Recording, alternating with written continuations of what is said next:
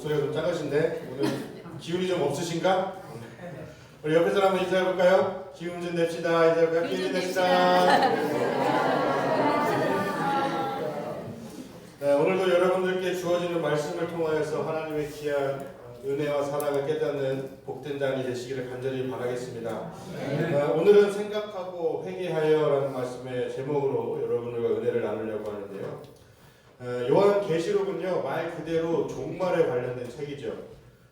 마지막 날들을 말하는 것을 이야기를 하는데 단순히 세계 역사의 최후 시간만을 의미하는 그런 것들은 아니에요. 예수 그리스도 안에서요, 마지막 구원의 때가 도래했고 그 다음에 성취가 시작되었다라는 것이 종말의 의미예요. 그러니까 우리가 요한계시록을 누군가 이제 이단들이 참 많이 사용하잖아요. 근데 이제 저희가 기본적인 개념을 지금 말씀을 드릴 거지만 요한계시록이라고 하는 것에 대해서 이야기할 때 항상 마지막 때 최후의 전쟁, 아마게돈 이런 거에만 초점을 맞춰서 종말이 마치 아직 오지 않았고 맨 마지막 그날을 기다리고 있는 것처럼 종말의 시대를 우리가 다가가고 있는 것처럼 이야기할 때가 있어요. 그런데 종말이라고 하는 이 단어의 의미는 십자가 사건을 통해서 시작된 거예요.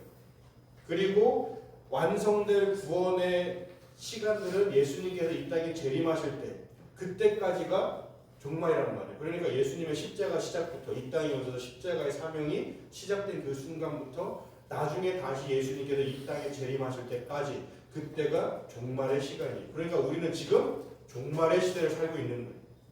전천년, 후천년, 무천년 이런 거는 너무 그렇게 심각하게 받아들이시지 않으셔도 돼요. 어쨌든 우리는 재림을 기다리고 있고 지금 나는 종말의 시간을 살아가고 있는 사람들이란 말이에요. 그런데 이런 기본적인 사실을 망각한 채 어떤 특정한 날을 지목해서 위기의식을 조장하는 것, 이것은 바른 종말관이 아니라고 할 수 있겠죠. 늘 얘기하죠. 특정한 날을 지정을 하면 그날만 피해서 예수님이 재림하실 거라고요. 왜냐하면 아들도 모른다고 했잖아요. 그거는 아들도 모르고 선지자들은 당연히 모르거니와 하나님만 아신다. 예수님이 왜 모르시겠어요? 아시겠죠. 하지만 하나님의 영역을 우리가 굳이 알 필요 없다는 것이고 하나님도 그걸 가르쳐 주시지 않는다는 거예요. 예고하고서 보내시지 않는다는 거예요. 어느 날 갑자기. 그것이 지금 우리가 예배를 드리고 있는 지금 이 순간 갑자기 밖에서 예수님이 문 열고 들어오셔가지고 얘들아 나 재림했다 할 수도 있단 말이에요. 그건 아무도 몰라요. 그렇기 때문에 어떤 특정한 날을 나에게 하나님이 계시를 주셔서 이때도 또 계시 많이 쓰죠. 근데 이 계시라고 하는 단어 자체도요, 원래 뜻이 뭐냐면 감춰져 있던 게 드러났다라는 거예요. 그러니까 요한계시록은 요한을 통해서 이제까지 하나님의 나라와 종말에 관련되어 있는 감춰졌던 진실들이 하나님께서 다 뽕 하고 터뜨려 버리셨다는 거예요. 다 보여주셨다는 거예요. 그래서 우리가 요한계시록 1장 1절 말씀을 보면 반드시 속히 일어나야 할 일들을 계시하는 것, 이것이 하나님께서 요한계시록을 쓰게 한 목적이시란 말이에요. 반드시 일어나야 할 일들을 이야기해 주는 거예요. 그래서 현재 일어나고 있는 일들에 대해서 올바르게 이해하도록 돕기 위해서 이 요한계시록을 작성했다라는 거예요.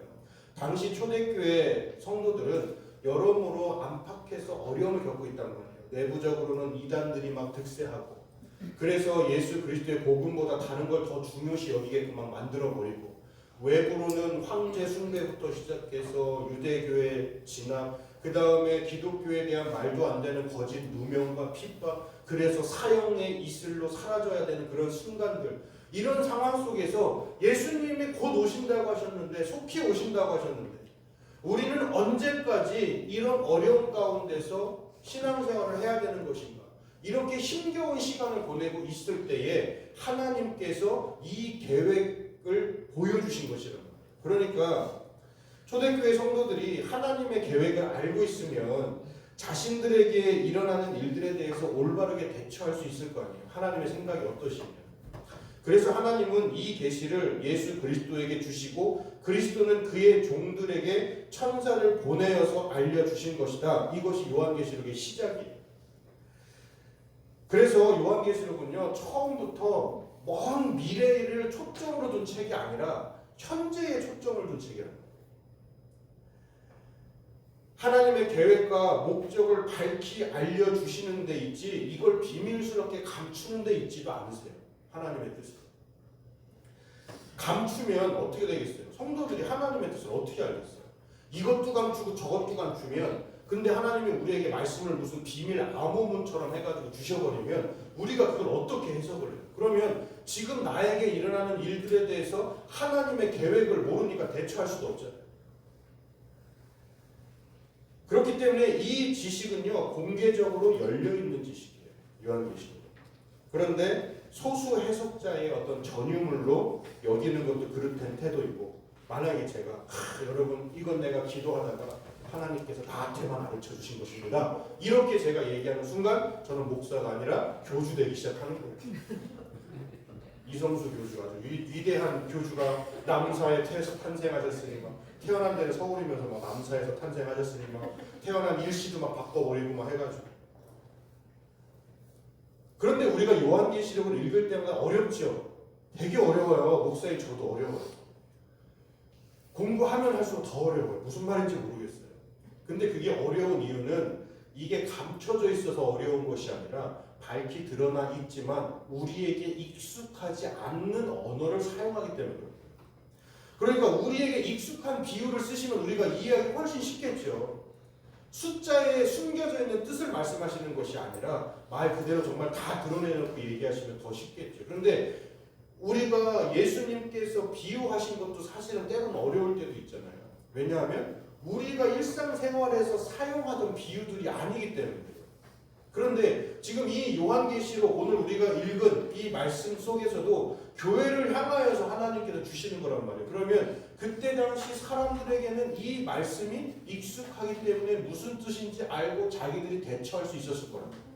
근데 오늘날 우리들은 일단 시대적인 상황들이 너무 많이 변했고 그 다음에 나라도 너무 많이 멀리 떨어져 있고 관습도 다르고 그들이 사용하는 언어도 다르고 이러다 보니까 우리가 익숙하지 않는 것뿐이지 그래서 좀 어렵게 느껴지는 거지 이거는 감춰져 있다가 나한테만 알려주시는 거예요. 내가 똑똑하니까 알려드리는 거예요. 이런 건 아니라고요. 자, 이런 것들을 바탕으로 해서 우리가 오늘 말씀을 나누려고 하는데 사실 오늘 말씀을 보면 이제 에베소 교회가 등장을 해요. 에베소 교회는 하나님께 칭찬과 그 다음에 혼을 받았던 두 가지를 동시에 받았던 교회 중에 하나예요. 그런데 여기서 우리가 칭찬을 받은 것과 혼을 받은 것 중에 혼난 것 중에서 하나님께서 비판한 것이 무엇이냐면 네가 요한계시록 4절에 보면 너를 책망할 것이 있나니 너의 처음 사랑을 버렸느니라 이야기를 해요. 그러면 이 처음 사랑을 버렸다라는 것이 무슨 의미인지를 우리가 잘 알고 있어야 에베소 교회가 회복해야 되는 것이 무엇인지도 알 수 있겠죠. 자, 그러면 처음 사랑을 알기 위해서는 이 첫사랑이 무엇인지를 알기 위해서는 칭찬받은 것들은 우리가 제외를 해야 될 거 아니에요. 칭찬받은 건 하나님이 잘했다고 한 거니까. 그런데 첫사랑을 잃어버렸다라고 하는 것은 칭찬받은 것 외에 다른 걸 못했다라고 생각을 했기 때문에 그렇잖아요. 근데 우리가 첫사랑이라고 이야기를 하도 듣다 보니까 어떤 생각을 하냐면 에베소 교회는 첫사랑을 잃어버렸다라고 이야기를 듣다 보니까 어떤 예배가 무너졌거나 기도를 안 하거나 말씀을 잘 안 읽거나 이런 쪽으로 생각을 해요. 그러면서 우리에게 대입을 할 때도 맞아 내가 예배를 드릴 때 예전에는 눈물도 많이 나고 내가 기도할 때 그렇게 처절하게 울면서 하나님한테 기도했는데 어느 순간부터는 그냥 기도할 때 보면은 왜 이렇게 그냥 왜 그러는지 모르겠어요. 난 분명히 기도하고 있었는데 옆에 사람이 깜짝 놀랐어. 삶이 피곤하고 일하다가 힘드니까 이런 일들이 벌어집니다. 그러면 우리는 항상 첫사랑을 그렇게 생각해요. 처음 하나님을 만났을 때의 그 감격, 예수 그리스도를 처음 만났을 때의 그 기쁨. 그래서 예배 드릴 때마다 막 기분이 너무 좋고 상처받았다가 교회만 오면 그렇게 행복하고 집안에서 대판 싸웠다가 교회만 오면 그렇게 회개가 막 터져나와. 집에서는 내 잘못이 아니라 그렇게 생각했는데 와서 기도하고 예배 드리면 그게 그렇게 내 잘못이었거든요. 그러면 가서 남편한테 또는 아내한테 가서 또는 자식들에게 가가지고 미안하다고 얘기해야 돼. 내가 정말 잘못했다라고 얘기해. 내가 너무 민감하게 반응했고, 그러고서 딱 문 열고 들어가자마자 집안 꼴이 개판이면 또 한번 확 내고, 그러면 또 교회 와서 또 회개하고 내가 왜 그랬지 하면서 이래. 금방금방 내가 잘못한 것도 깨닫게 되고 회개도 막 나오고, 그래서 내가 조금이라도 더 잘해보려고 애를 쓰고, 이런 걸 우리가 첫사랑이라고 생각을 한단 말이에요. 그러면 에베소 교회는 그것을 잃어버렸던 것이냐? 잘 보세요. 에베소 교회가 칭찬받았던 게 뭐냐면 2절에 보면 내가 내 행위와 수고와 인내를 안 돼. 거기에다가 악한 자들을 용납하지 아니한 것과 자칭 사도라 하되 아닌 자들을 시험하여서 그의 거짓된 것을 드러낸 것과, 그 다음에 3절 계속 보면 내가 참고 내 이름을 위하여 견디고 게으르지 아니한 것을 내가 하노라. 무슨 말이냐면 에베소 교회가 칭찬받았던 것은 우리가 흔히 생각했던 첫사랑의 범위가 아니란 말이에요. 에베소 교회는요, 우선 이단들과 열심히 다투던 교회였어요. 이단들이 침투하기 시작했을 때에 이단들을 물리치기 위해서 어마어마하게 성경을 연구하고 그 성경의 복음을 공부하고, 그래서 그들과 잘못된 것이 무엇인지를 깨닫게 하고, 그 다음에 거짓 선지자들, 거짓 사도들, 얘가 예수님의 사도입니다라고 하면서 거짓말 치는 사람들에게 그 사람들이 무슨 잘못을 저질렀는지, 어디가 허점이 있는지, 그들의 신학이나 설교 이런 부분들을 다 파헤쳐가지고 그걸 밝혀냈다는 거예요. 그럼 얼마나 연구를 많이 했겠어요, 성경 연구. 거기에다가 우리가 6절에도 보면 오직 내게 이것이 있으니 네가 니골라당의 행위를 미워하는도다. 나도 이것을 미워하노라. 니골라당은요, 이단의 집단 중에 하나예요. 뭐라고 얘기하냐면, 간단하게 예를 들면 성도들은 진리 안에서 이제 자유를 얻었기 때문에 더 이상 이 세상의 법과 원칙에 그렇게 지배될 필요 없다. 이때 당시로 얘기를 하면 율법을 지킬 필요 없다, 이런 주장을 한 사람들이에요. 나는 이미 구원받았으니까. 어제 똑같이 얘기하는 게 지금도 이 니골라당과 같은 이단들이 아직도 있죠. 네. 저기 인도원에도 하나가 있고 서울에도 하나가 있고. 네. 구원파가 이런 거 이야기했단 말이에요. 우리는 이미 예수 그리스도의 은혜로 구원을 받았으니 회개하는 것도 하나님한테 죄 짓는 거예요. 우리 회개할 필요 없어. 이게 이때 당시 구원파가 뭐가 똑똑해가지고 자기들한테 막 계시가 왔다, 거짓말이야. 왜냐면 니들보다 몇천 년 전에 이미 그 얘기 다 했었어. 니골라당이 딱 그런 모습이었단 말이야. 그런 것들을 다 깨부셨던 교회가 에베소 교회예요. 그러니까 이단 방지 사명을 가지고 열심히 노력했던 교회가 에베소 교회예요. 그런데 이런 교회가 첫사랑을 잃어버렸대요. 말씀을 그렇게 연구하고 하나님 앞에 지혜를 달라고 또 얼마나 기도했겠어요. 예배는 얼마나 철저하게 드렸겠어요. 성경을 그렇게 연구하는 사람들이 예배를 소홀히 하겠어요? 그런데도 첫사랑을 잃어버렸대요. 그렇다면 그 첫사랑은 우리가 생각하고 있는 신앙적인 부분에 있어서 볼 때 우리가 생각하고 있는 예배와 말씀과 관련되어 있는 첫사랑은 아니라는 말이에요.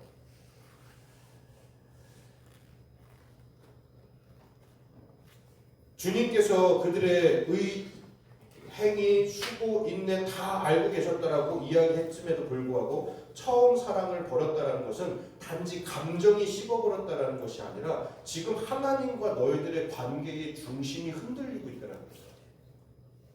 말씀을 읽고 연구하고 이단들과 열심히 신학적 논쟁을 하면서 복음을 수호하고 있는데도 관계가 지금 무너지고 있다는 거예요. 에베소 교회는 이단의 가르침으로 혼란에 빠진 시대에서도 진리도 지키고 있었고 주님의 이름을 위해서 인내하고 견뎌온 교회, 외형적으로는 흠잡을 데 없는 교회였는데도 불구하고 에베소 교회가 지키려고 했던 그 신학의 핵심에 가장 중요한 사랑이 빠져있다는 거예요. 그 사랑을 회복하라고 이야기하는 것이죠. 이 사랑에는요, 성경에서 말하는 사랑에는 크게 두 가지로 예수님께서 분류를 해주셨어요. 하나님을 사랑하는 거예요. 마음과 뜻과 정성을 다해서 하나님을 사랑하라. 그리고 둘째는 그와 같으니, 이와 같으니 내 이웃을 내 몸과 같이 사랑하라. 하나님께서 사랑이라고 이야기하셨을 때는 하나님을 철저하게 사랑하는 것 하나하고 그 다음에 내 이웃을 향해서 나를 사랑하는 것처럼, 나를 소중하게 여기는 것처럼 내 이웃을 사랑하는 것, 이거를 포함했을 때에 하나가 됐을 때 사랑이라고 이야기를 해요. 그런데 만약에 내가 하나님만 열심히 사랑하면 나는 반쪽짜리 사랑이 되는 거예요. 반대로 내가 이웃을 향해서 열심히 사랑하고 봉사하고 헌신하는데 하나님을 사랑하지 않으면 그것 또한 반쪽짜리 사랑이에요. 그런데 성경에서는, 하나님의 말씀에서는요, 반쪽은 없어요. 99% 이런 거 없어요. 2% 부족할 때 이런 거 없다고요. 100% 아니면 없는 거예요. 그렇기 때문에 내가 100%가 아니면 항상 채우기 위해서 애를 써야 되는 것이 하나님께서 말씀하시는 개념들이란 말이에요. 사랑 또한 마찬가지예요. 내가 성경을 아무리 읽고 기도하고 열심히 봉사한다 할지라도 이웃을 향해서 그 사랑을 내가 전달하지 않으면 나는 하나님을 100% 사랑하는 게 아니란 말이에요. 에베소 교회가 첫사랑을 잃어버렸다라고 했을 때 그 첫사랑은 하나님을 향한 사랑, 그 제물과 예배와 기도에 관련되어 있는 사랑이 아니라 반대로 이웃에 대한 사랑이 연약해지기 시작했다는 거예요. 그러면 왜 이렇게 됐을까 생각을 해보세요. 여러분, 우리가 이단들과 싸울 때는요, 거기에 대해서 온 종일 다 집중을 해도 시간이 부족해요. 이단 사역을 주로 하고 계시는 목사님들이 계세요. 그분들은 하루 종일 그 사람들과 상담하면서, 이제 오시는 분들 가족들이 데리고 올 수도 있고, 막 오는 사람들, 그 한 사람이 오면 그 사람하고 대화를 해서 뭐 한두 시간 얘기하고서, 아, 우리가 이단들과 잘못 생각하는데 이게 아니에요. 적어도 일주일의 시간이 필요해요. 그 사람을 깨우시려면. 자기들이 가지고 있는 그 잘못된 신념을 다 바꾸는데 기본 일주일이래요. 그분들이 얘기하는 게. 한 명당 일주일씩이에요. 그러면은 자기들한테 일주일에 7명 찾아오면 어떡해요? 한 명 붙들고 한 주일 내내 붙들고서 싸우고, 거기에다가 또 그거에 필요한 또 강의 나가야 되지, 가르쳐야 되지, 자기가 자기 때에서 또 이 이단에 관련된 이 사명을 끝낼 수는 없잖아요. 그럼 또 후학을 양성을 해야 되잖아요. 그러면 또 그거 후학 양성하는 길 또 가야 되지. 너무 바쁜 거예요. 그러다 보니까 다른 것에 신경 쓰기가 쉽지가 않아요. 거기에 전념하기가, 거기에 전념하는 것만 해도 시간이 부족하기 때문에. 에베소 교회도 생각해 보세요. 그때 당시에, 지금은 그래도 신학자들도 있고 여러 가지 서적들도 있고, 그 다음에 뭐 주석도 있고 성경도 번역본으로 여러 가지가 나왔죠. 그런 것들을 통해서 우리가 도움을 얻을 수 있는 것들도 많은데, 이때 당시 그게 전혀 없어요. 다 정말 말 그대로 속된 말로 맨 땅에 헤딩해야 되는 시대란 말이에요. 우리처럼 이렇게 딱 성경으로서 딱 묶여져 있는 것도 아니고, 사도들과 막 편지 주고받으면서 이렇게 지금 주장하는 이단 단체가 있는데 이걸 우리가 어떻게 해석해야 됩니까? 어떻게 싸워야 됩니까? 그러면 사도들이 뭐 편지 또 줄 거고, 그거 편지 나누고, 거기다가 또 때로는 사도들이 직접 와가지고 막 같이 공부하고 말씀 연구하고 이러면서 싸워야 되는 시기란 말이에요. 그러니까 이웃에게 눈을 돌릴 새가 없어요. 교회의 모든 시선이 다 그쪽으로만 가 있지. 내 이웃에게, 지금 내 옆에 있는 사람들에게 뭔가 신경을 쓰기에는 내 시간이 너무 부족해. 그렇게 하기에는 이단들이 너무 큰 파도처럼 우리에게 다가오고 있는 상황이라는 거예요. 얼마 전에 한 뉴스를 한번 봤는데 재미있는 실험을 외국에서 하나 했었어요. 한 여성분이 무슨 실험을 했냐면, 각 종교단체, 이거는 뭐 기독교뿐만이 아니고 불교, 이슬람교 이런 거 종교단체에다가 다 전화를 한 번씩 돌려보는 거예요.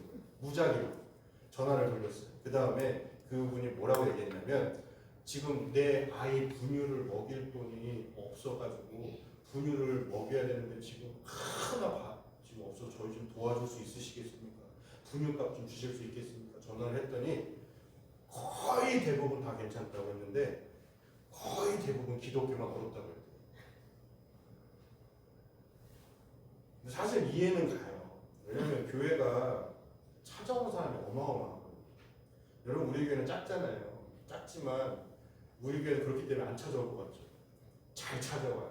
그래서 저도 몇 번 이렇게 드리고 했었다. 왜냐면 안 주면 안 가. 그래서 드려야 돼. 잘 찾아와. 그래도 양심 있는 분들은 뭘 들고 와. 이걸 좀 팔려고 왔습니다. 이렇게 해서. 태안에 있을 때도 제가 사무실에 상주하고 있으니까 와요. 뭐 이상한 거 만들어가지고 와.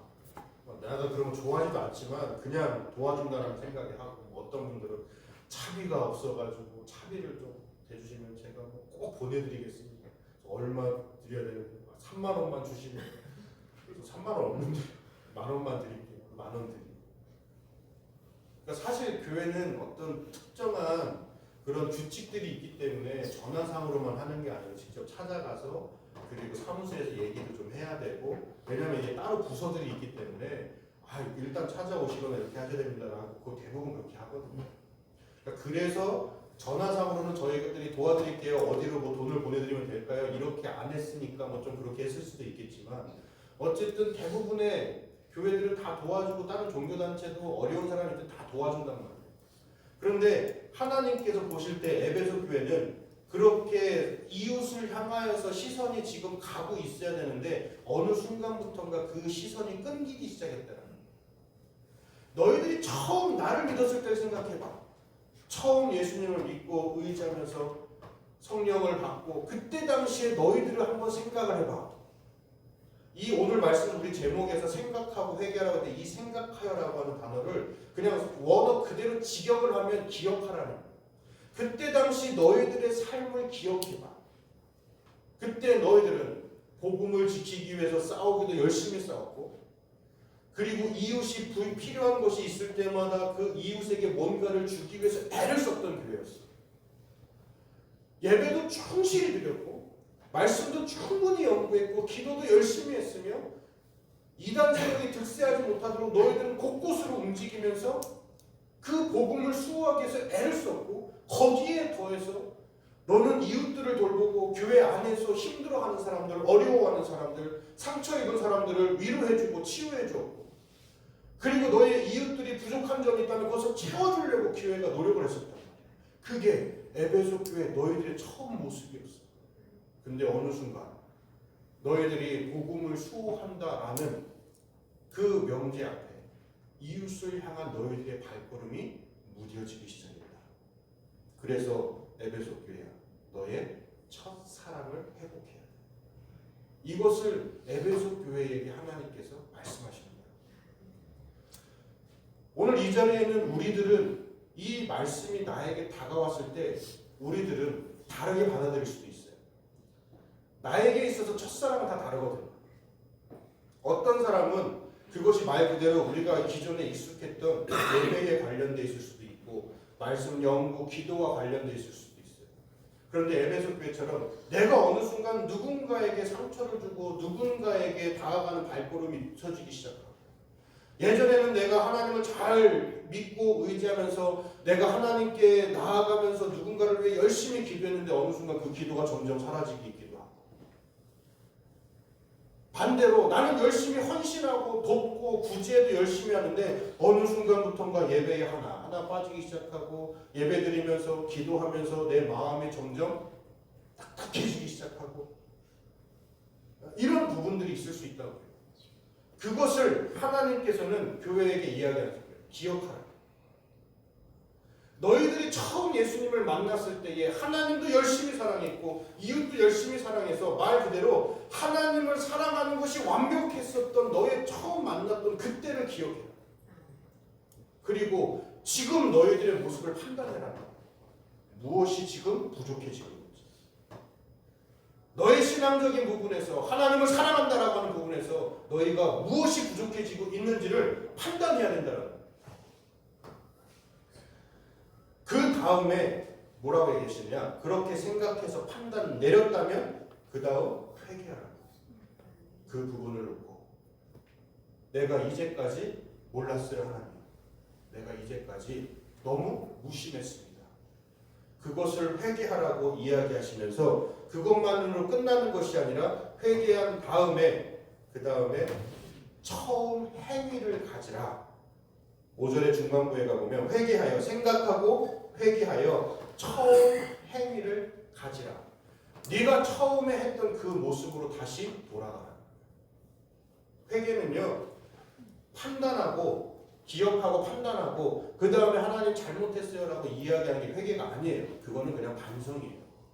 회개는 다시 나의 행위가 예전으로 돌아가는 것, 하나님을 열심히 믿고 있던 그때로 나의 삶이 다시 변화되는 거란 말이에요. 그래서 에베소 교회는 하나님께서 두 가지를 얘기하신 거예요. 첫사랑을 회복해라. 그리고 첫 행위로 돌아가라. 그런데 이것이 결국은 하나란 말이에요. 하나님을 사랑하는 너희들의 그 신앙의 모습을 다시 회복하라는 거예요. 진심으로 하나님 사랑하라는 거예요. 진짜로 하나님 사랑하라고.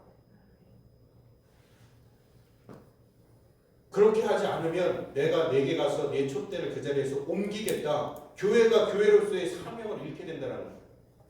단순한 꾸중이 아니라 교회라고 하는 그 존재 자체에 대한 심판이라고요. 사랑을 잃은 교회는요, 주님의 몸이 될 수가 없다는 것을 분명하게 이야기하고 계시는 것입니다. 그리고 이것은 단순히 에베소 교회만을 향한 것이 아니에요. 아까 말씀드렸죠. 요한계시록은 모든 성도들을 향하여서 하나님께서 다 밝히 보여주시는 책이라고. 그래서 귀 있는 자는 성령이 교회들에게 하시는 말씀을 들을지어다. 지금 대상은 에베소 교회였지만 7절의 말씀은 복수예요. 교회들이라는 말이에요.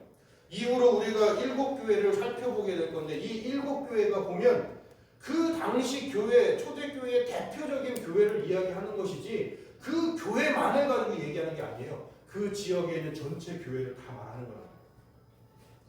그러면 오늘 이 시대에 살고 있는 우리들도 마찬가지예요. 귀 있는 자, 여러분 다 귀 있으시잖아요. 그죠? 귀 없으신 분 계세요? 다 있으시잖아요.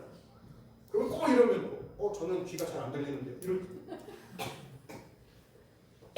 하나님께서 하시는 말씀을 들을 수 있는 모든 사람들은 지금 이 말씀을 들으라. 이것을 지금 요한계시를 통해서 말씀하시는 거예요. 오늘 에베소 교회를 하는 말씀은 이곳에 있는 우리들에게 하나님께서 똑같이 하시는 것이죠. 오늘 주님의 말씀 앞에서 우리의 마음을 돌아봐야 돼요. 우리는 주님을 처음 만났을 때의 그 감격을 기억하고 있는지, 기도로 눈물 흘리던 자리, 그 말씀 한 구절에도 가슴이 뜨겁던 그 순간이 지금 우리 안에 살아있는지를 바라보라는 거예요.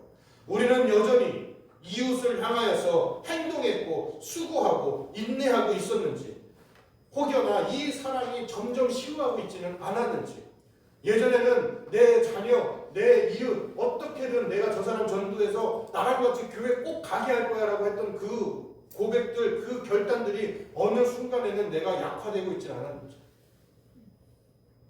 이웃을 향해서 한없이 너그럽던 우리의 모습이 언제부터인지 식고 용납하지 못하는 모습으로 변하지는 않았는지, 어느 순간부터 나의 입술에서 누군가에게 자꾸 상처 입히는 말이 나오기 시작해요. 예전에는 그게 다 이해가 됐는데, 이해해 주려고도 노력을 했는데 어느 순간부터는 그런 모습이 사라지고 있지 않았는지. 우리나라 속담에 좋은 속담이 있죠. 때리는 시어머니보다 말리는 시누이가 있다. 여러분, 우리가 말이나 행동을 통해서 상처 입히고 또 아픔을 주는 사람들도 있지만요, 반대로 조곤조곤 사람 패는 사람들도 있어요. 조곤조곤 사람 열불나게 하는 사람이 있거든요. 어느 순간 내 모습이 그런 모습이 될 수도 있다.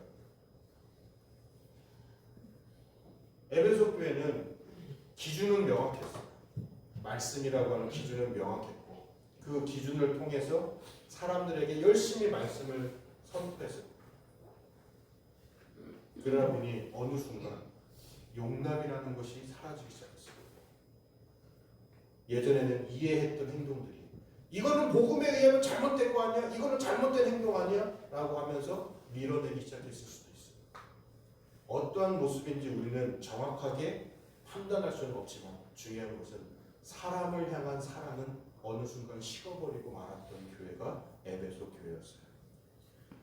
여러분들은 무엇이 식어 있는지, 어떤 부분이 잘못되어 있는지 오늘 하나님께서 여러분들에게 성령님의 은혜를 통해서 기억나게 하시기를 간절히 축원합니다. 아멘. 그래서 그것이 사람을 향한 사랑이 됐든지 아니면 반대로 하나님을 향한 사랑이 됐든지, 나의 부족하고 때로는 너무 차갑게 식어버렸던 그 사랑이 오늘 하나님의 은혜로 기억나셨다면 오늘 이 시간 철저히 회개하시고 그리고 처음 행위로 다시 돌아가는 은혜를 누리시기를 간절히 축원합니다. 처음 사랑을 회복하라. 에베소 교회를 향한 이 말씀은 모든 교회를 향한 경고이기도 하지만 반대로 이야기하면 또 하나의 은혜이자 소망이기도 해요. 하나님이 안 놓으셨다는 거죠. 포기하지 않으셨다는 거죠. 그리고 너는 얼마든지 변할 수 있어.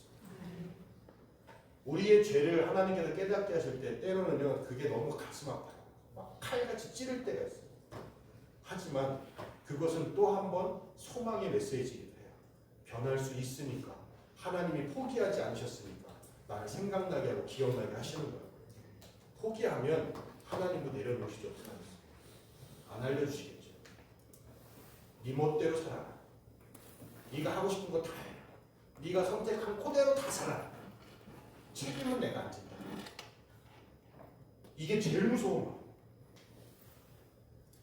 이스라엘의 역사를 보면 왕조 시대를 보면 많은 부침들이 있었잖아요.